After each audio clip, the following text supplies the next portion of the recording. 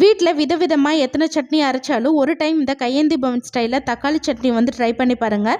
சூடான இட்லி கூட தாராளமாக ஊற்றி சாப்பிடும் போது அட்டகாசமாக இருக்கும்.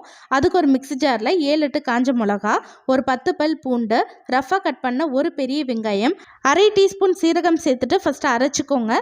லாஸ்ட்டாக இதில் ரஃபாக கட் பண்ண 4 பெரிய தக்காளி, தேவையான உப்பு சேர்த்துட்டு ரொம்ப நைஸாக இல்லாமல் லைட்டாக கொரப்பாக அரைச்சிக்கலாம்.